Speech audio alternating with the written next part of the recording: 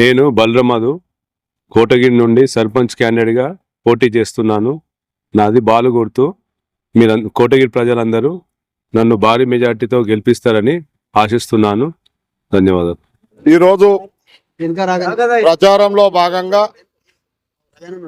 బలరామదు అనే వ్యక్తి గతంలో వారి తండ్రి గారైన బలరామ గంగారాం గారు కోటగిరి అభివృద్ధికి సహకరించి ఒక మంచి పేరు సంపాదించినటువంటి గంగారాం గారి కుమారుడు ఈరోజు మధు గారు గతంలో పోటీ చేసినారు. పోటీ చేస్తే వారు 77 ఓట్లతో పరాజయం పాలైనారు. అది దృష్టిలో ఉంచుకొని అప్పటి నుండి 5 సంవత్సరాలు బీఆర్ఎస్ పార్టీ ఉన్నా తను ఎక్కడ కూడా అదార్థపడకుండా ప్రతి ఇంటికి వెళ్ళి నేను ఓడినానని చెప్పేసి మీరు అందరు ఓట్లేసిర్రు,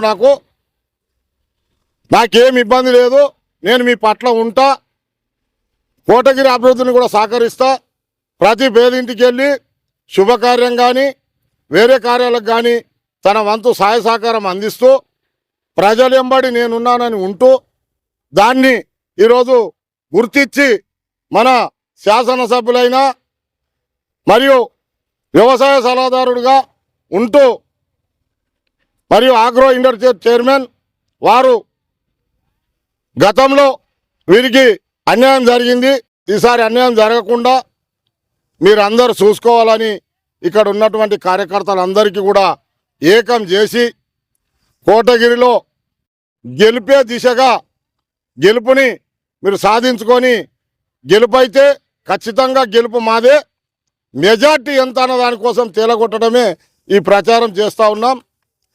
మరి అదేవిధంగా పేదలకు ఇండ్లు, ఇందిరమ్మ ఇండ్లు ఒక దశకు బేస్మెంట్కు 1,00,000, రూప్ లెవెల్కు 1,00,000, స్లాబ్కు 1,40,000 మరియు పూర్తి తర్వాత 1,60,000, 5 లక్షల రూపాయలు నేరుగా మా యొక్క ఆడపడుతుల ఖాతాలో జమ వేస్తూ ఉన్నది ఇది కాంగ్రెస్ పార్టీ.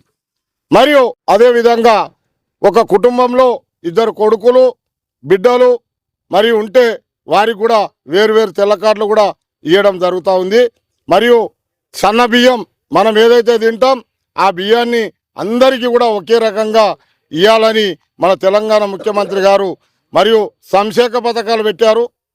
బస్సు మహిళలకు ఫ్రీ, మరియు కరెంటు 200 యూనిట్ కరెంటు ఫ్రీ, మరియు 500కే గ్యాస్ సిలిండర్లు.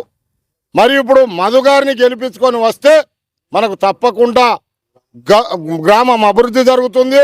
మరియు గ్రామంలో ఇండ్లు లేని నిరుపేద కుటుంబానికి ఇంకా ఎన్నెన్న ఇండ్లు ఇవ్వడానికి సిద్ధంగా ఉంటారు.